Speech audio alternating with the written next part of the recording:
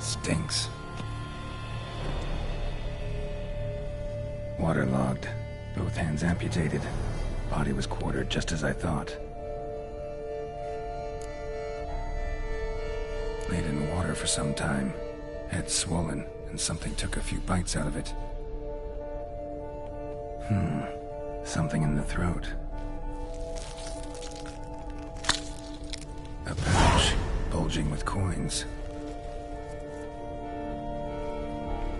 Nilfgaardian florins, from several different provinces. If the murderer did this, it means we're dealing with a sentient thinking beast.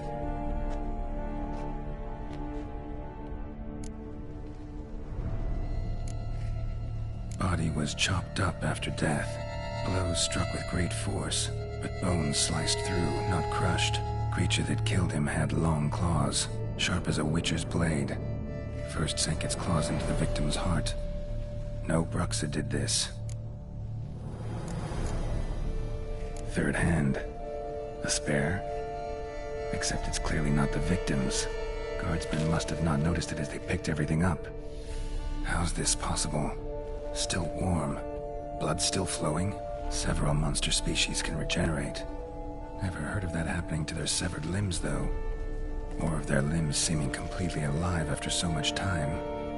Examine the tissue more closely later. Might learn something.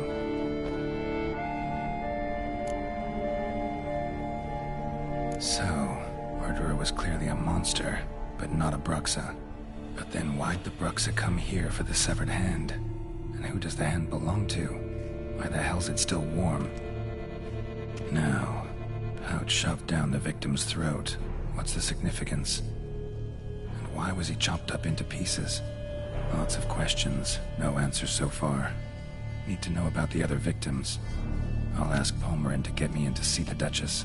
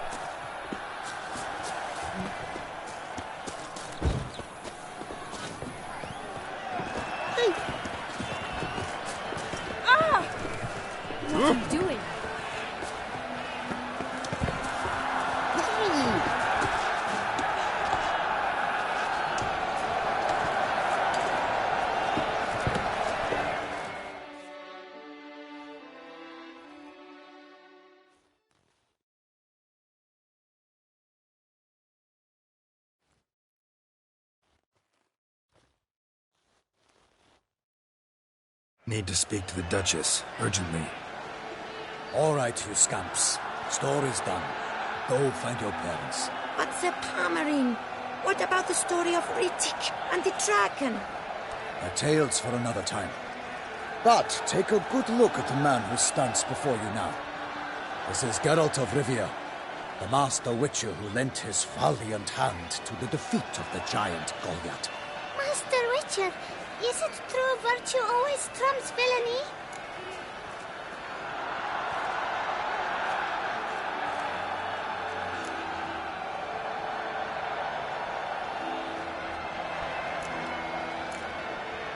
Much as we might not like it, virtue's got nothing to do with it. Victory goes to the stronger. So, is there no point to being virtuous? Not what I said. Then what's needed to vanquish villains? A sharp sword and some skill. But what if there's lots of villains, and they've sharp swords too? And lots of skill? That's where virtue starts to matter. As they say, the gods reward the virtuous after death. Now, that will do for questions. Go find your parents.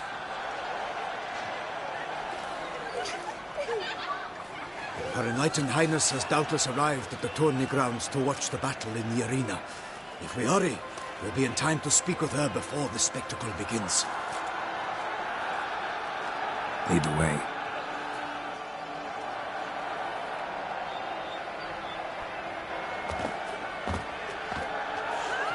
Who's fighting? Nilfgaardian gladiators? Close, but not quite. As you'll soon see. Someone's gonna fight a Shaelmar with only some bells on its tail to confuse it, slow it down? Whatever is the problem? The beast is a gift from the Emperor, no less.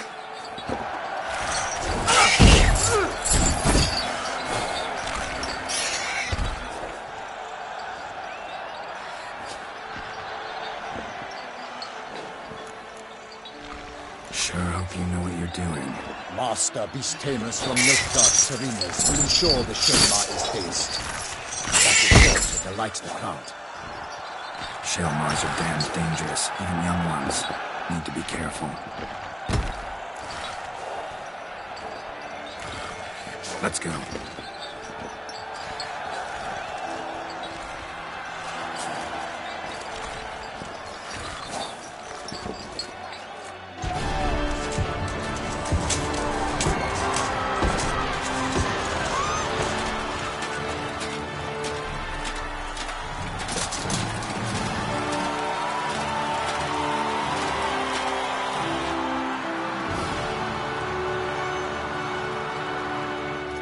I dedicate my imminent victory to fair Lady Vivian.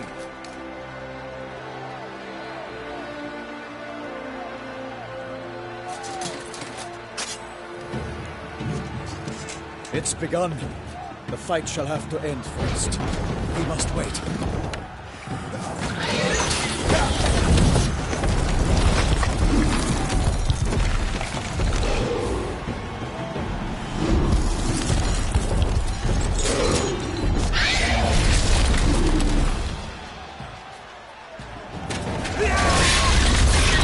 Got a bad feeling about this.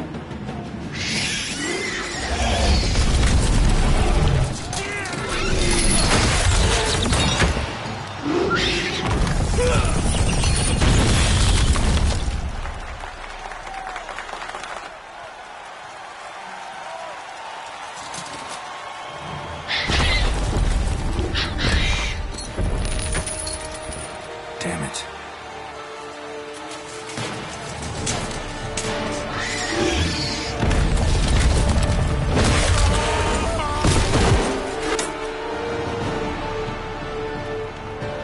We have to help him.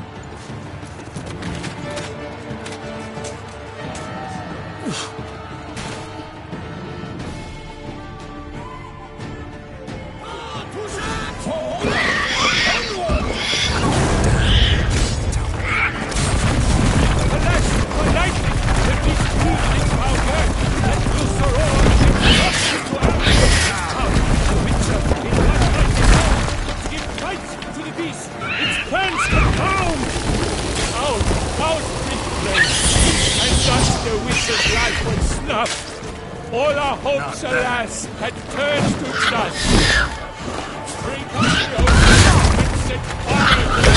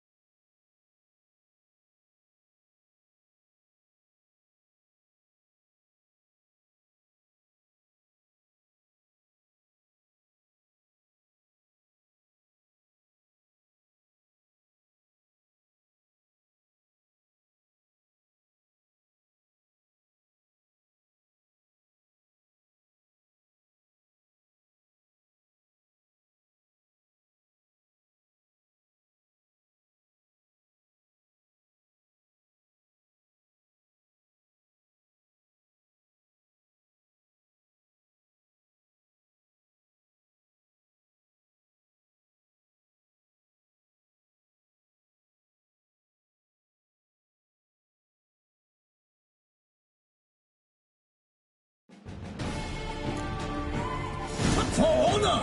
Onward! Gotta keep it down. Alas, my knight! Its foul girth! Let me surrender! Dropped into earth! Right to the beast! Its plans are foul! And thus the wings land down. All our hopes, alas, had turned to dust. Bring on the ocean and set fire to the wood, for nothing in this world can come to any good.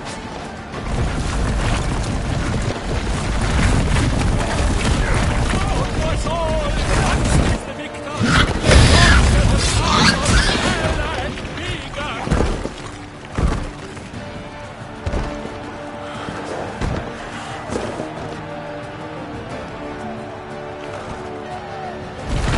I was struck deep by the shell-mastered claws, so the witches and bells in cavernous laws. The freight of the beast has been weighed by the gods. Soon the witches shall triumph against all odds.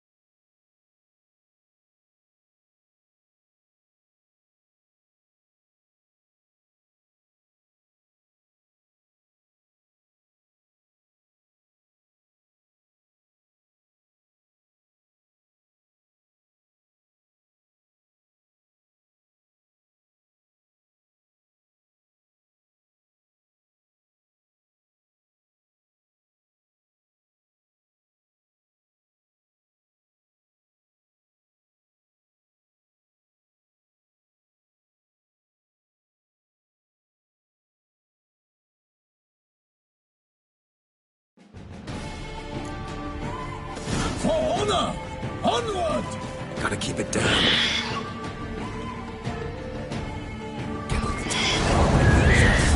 Alas, for knightly, the beast heaved its foul girth. Dropped into earth. One mighty pound to give right to the beast. Its plans confound.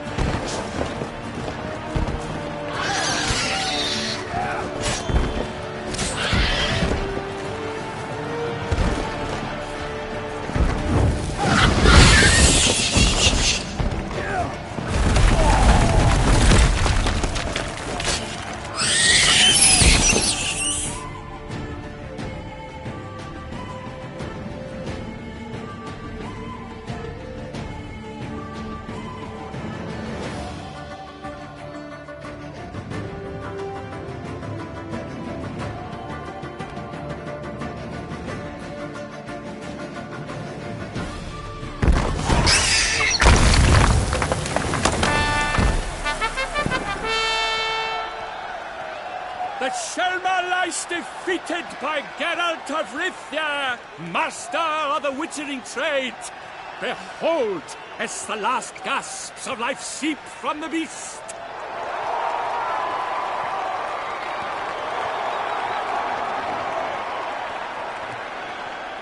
Master Geralt, do what you must. Finish the deed!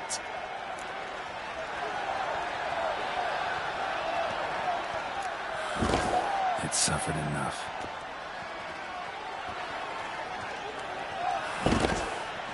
The monster lies slain! The fight is done! Praised be the victors!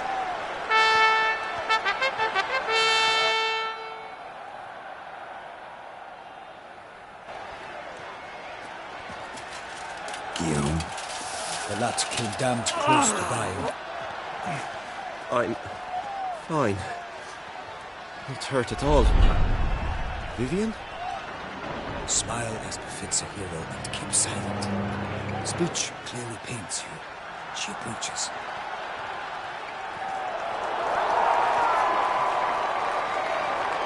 Geralt. We must talk. Vivian. You shall talk later, in the medic's tent. Geralt, magnificent, breathtaking. Your Grace. We knew that to summon you was a brilliant idea. We are delighted, ravished to have struck upon it. And I'm truly, honored. See to our young hero. Hop, hop. For we must make off with Geralt. We should talk. We had been long awaiting your arrival. Had nearly lost hope. Then suddenly, that entrance, so spectacular.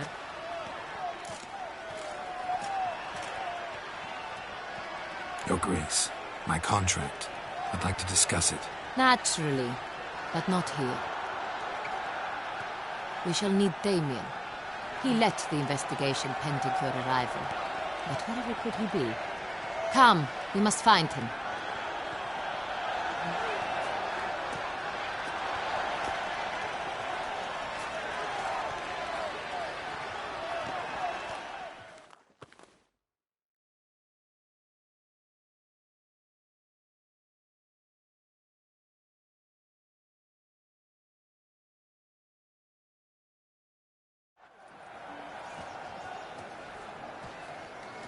Tell us, have you come alone? Or did Viscount Julian accompany you? Wish to see Dandelion, Your Grace? Yes. I mean, no. Yes. But solely to tell him we regret. Yes, deeply regret rescinding the death sentence we so justly handed down upon him. If we could turn back time, we would make certain he sat in a tower till he rotted. No, we would ensure he was broken on the wheel, then drawn, hanged, and quartered.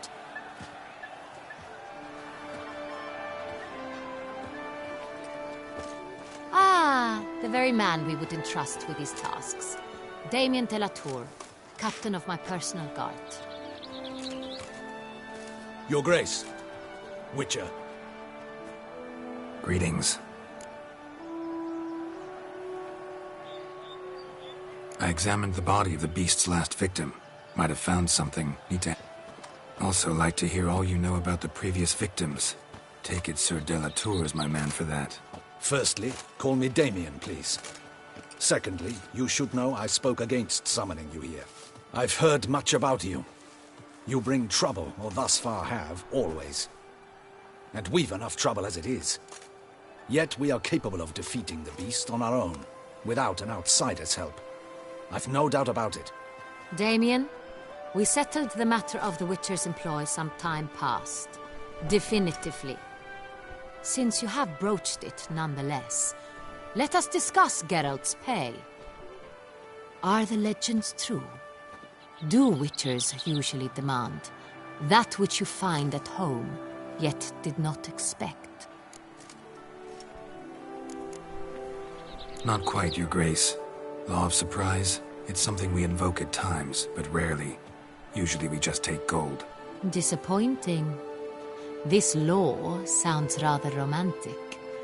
On the other hand, on returning to the palace, we would likely find impatient petitioners or a set of sample fabrics for a new dress. Poor rewards both. I fear you'd not have much use for any of the surprises we are likely to come upon. Thus, we've decided you shall receive the deed to a vineyard, Corvo Bianco, and the sum of coin. You will doubtless consider this adequate. Title to the vineyard shall be given to you at once. Surely you'll need lodgings while you hunt. The coin, however, will be yours only once you have slain the beast. Lovely, generous gesture, Your Grace. Corvo Bianco. Isn't it the Duchy's temporary morgue? Is it now? The Chancellery's bungled things again, we fear.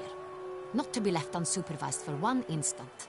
Yet, in its mood, a morgue should present minimal problems to a witcher. What's more, nothing enhances a wine's reputation better than a grim legend. Thank you, Your Grace. I accept the contract, of course. But as I said before, I'll need some information.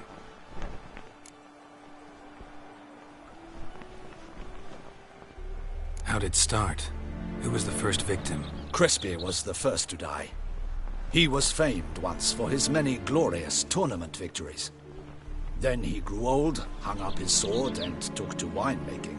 Crespi was not loved by the wine merchants. He was ruthless in business and thought to cheat many a time. He asked us for a dispensation from all court ceremonies. We did not grant it. We could not. Once you've taken the oath of a knight, you How'd he die? Where'd they find the body? Quite unusual, the circumstance. He was at a feast when suddenly one of his fellow feastgoers noticed he was missing. The town watch found him an hour later. On his hands and knees, propped against the town pillory, his sword hanging from his neck. He had died of wounds inflicted with claws, not a weapon. Blows of great force. So he died suddenly, but the body was on its knees, meaning someone posed it. So it seems. Second murder. Tell me what you know. In the city there are certain nooks. No one reasonable ventures there after dark. Ramon Dulac's corpse was found in one such place. With the first murder, terror gripped the city. Its inhabitants grew wary, kept to safe areas. Consequently, news of the second victim came to us from a group of Criminals fear the beast? Telling in a way. Take it you've excluded the possibility that Ramon died at the hands of these bandits. Do you believe me an amateur? Not hands, but claws killed Ramon Dulac. The wound was deep, clean. His body was found in the gutter, dressed in nightshirt and cap, a pillow placed under his head, and his sword replaced by a bed warmer. Ramon Dulac, a knight who but a dozen years past was Someone went to a lot of trouble to make him look ridiculous. Maybe revenge was the motive. It's not out of the question. Dulac had shady dealings with the criminal underworld, but no one ever came forth with concrete proof of any misdoings. So, first two victims were knights, best years behind them. The same could be said of the third. Sir Delacroix was wont to claim that in modern times knights face new challenges, enterprise being the latest addition to the chivalric virtues. He made a veritable fortune in the grain trade. Palmerin even nicknamed him Sir della Stinci. Found a coin pouch on his body.